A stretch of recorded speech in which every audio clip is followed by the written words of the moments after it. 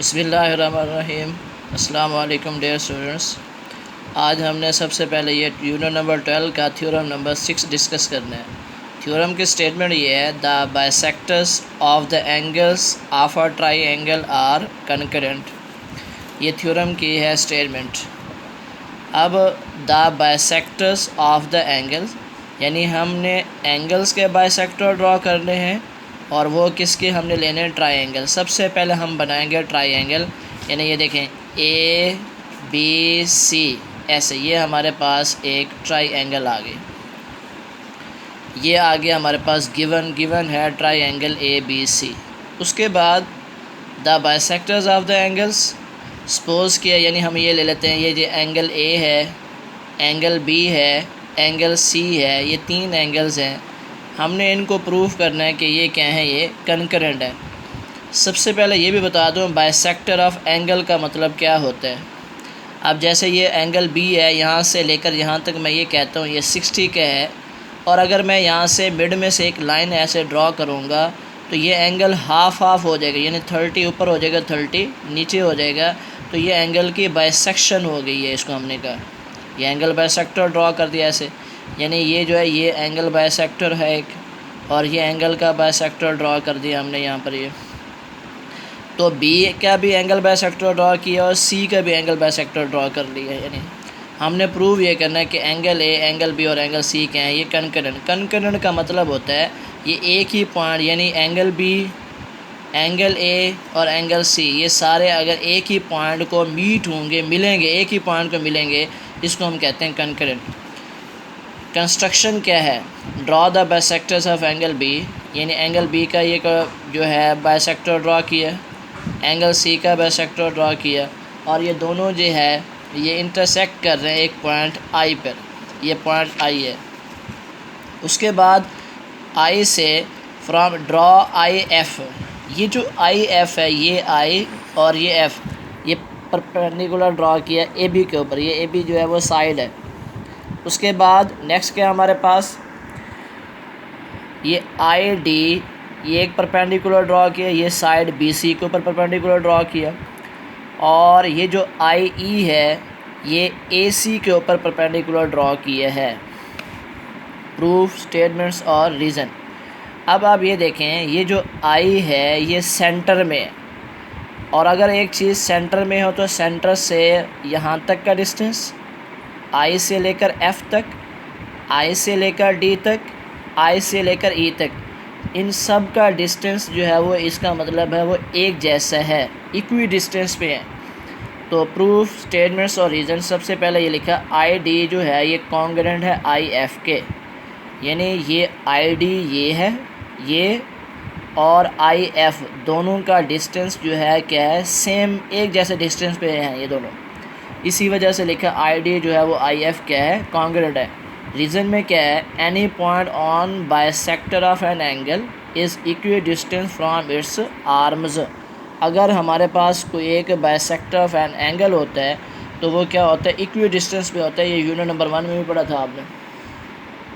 Similarly I D, ये I D है, ये कॉन्ग्रुएंट है आई ई के, और फिर आई ई जो है वो कॉन्ग्रुएंट होगा फिर, यानी आई डी आई ई के कॉन्ग्रुएंट, आई एफ आई ई के कॉन्ग्रुएंट हो गया। तो ईच यानी कॉन्ग्रुएंट होगा किस चीज़ के, आई डी के, ये प्रूव्ड में आएगा। So the point I is on the bisector of an angle A, यानी आई जो है वो ए का भी क्या होगा फिर, बाइसेक्टर होगा। Also the point I is on the bisector of angle A B C, यानी अब हमने ये जो लिखा है ट्राइंगल ए बी सी, इसमें एंगल बी वाला ही लिया, यानी angle A B C and angle B C A. यहाँ पे एंगल बी लिए है और यहाँ पे एंगल सी, जो मिड में लिखते हैं वही एंगल लिया जाता है। ये है construction. Thus the bisectors of angle A, angle B and angle C are concurrent at I. ये प्रूफ हो गया हमारे पास ये थ्योरम।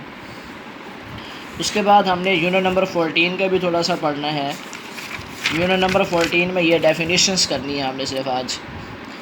यूनिट नंबर 14 चैप्टर का नेम है रेशो एंड प्रोपोर्शन। सबसे पहले ये डेफिनेशन है रेशो की। क्या है, the comparison of two alike quantities is called ratio, यानी दो क्वांटिटीज़ हों और दोनों क्वांटिटीज़ जो हैं वो क्या हों, एक जैसी हों, और उनका जो कंपैरिजन है उसको हम कहते हैं रेशो कहा जाता है।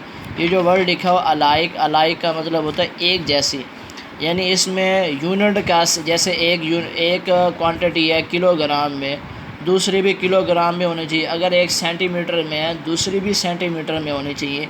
इसको हम कहते हैं अलाइक क्वांटिटीज़। ये जो है ये सैम्बल जो है ये रेशो का होता है, और इसको हम यानी मैथमेटिकली ऐसे ये ए रेशो बी आर, यानी इसको हम फ्रैक्शन फॉर्म में भी लिख सकते हैं।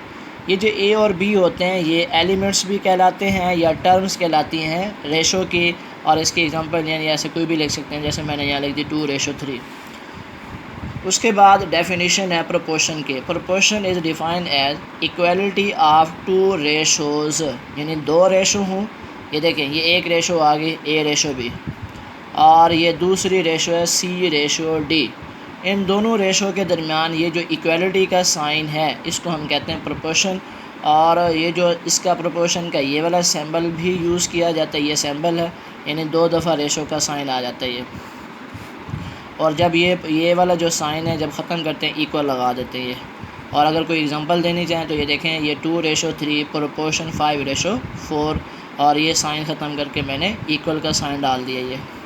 उसके बाद है सिमिलर ट्रायंगल की definition. 2 triangles are said to be similar, यानी हम ये कहेंगे 2 ट्रायंगल हैं और वो सिमिलर हैं इफ़ दे आर इक्विएंगुलर, यानी उनके एंगल एक जैसे हों, इक्वल एंगल हों, एंड कॉरस्पॉन्डिंग साइड्स, और उनकी जो साइड्स हों कॉरस्पॉन्डिंग साइड्स वो क्या होनी चाहिए, प्रोपोर्शनल होनी चाहिए। अब जैसे प्रोपोर्शन की ये डायग्राम बनाई है मैंने यहाँ पर, ये एक ट्रायंगल ले लिए DEF, ये दूसरे ट्रायंगल ले लिए ABC। अब एंगल उसने कहा था इक्वी एंगुलर होने चाहिए। अब इसमें एंगल A एंगल D के कॉन्ग्रुएंट होगा, एंगल B एंगल E के कॉन्ग्रुएंट होगा, एंगल C एंगल F के कॉन्ग्रुएंट होगा। ये एंगल की यानी एंगल जो थे वो इक्वी एंगुलर होना चाहिए, और कॉरस्पॉन्डिंग जो साइड्स हैं वो प्रोपोर्शनल होनी चाहिए। अब साइड ये AB साइड है, अब ये इक्वल होगी किस चीज़ के, DA, यानी AB/DA, mayor AB/DA is equal to mayor BC जो है वो किसके होगी, यहाँ पे मैयर EF के, इक्वल का साइन मैयर CA, ये CA है, और ये नीचे क्या आएगा मैयर FD।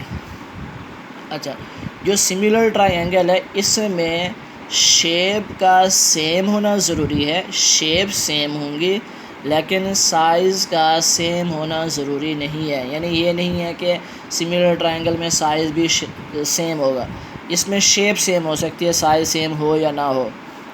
अब ये वाला जो साइन होता है जैसे ट्रायंगल ABC, ये जो मैंने साइन डाला है ऐसे, ये इसको हम कहते हैं सिमिलर का साइन डाला जाता है। ट्रायंगल ABC सिमिलर है किस चीज़ के, ट्रायंगल DEF के।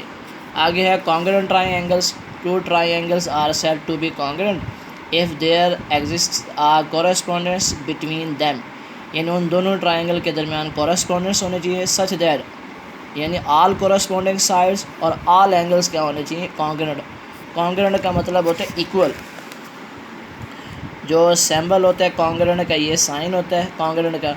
अब उसमें सारी के यानी AB साइड, जैसे ये डायग्राम है, AB जो है वो यहाँ से DE के कॉन्ग्रुएंट होगी, BC जो है वो EF के कॉन्ग्रुएंट होगी, AC जो है वो DF के कॉन्ग्रुएंट होगी, एंगल A एंगल D के congruent, angle B angle E के congruent, angle C angle F के कॉन्ग्रुएंट हो जाएगा।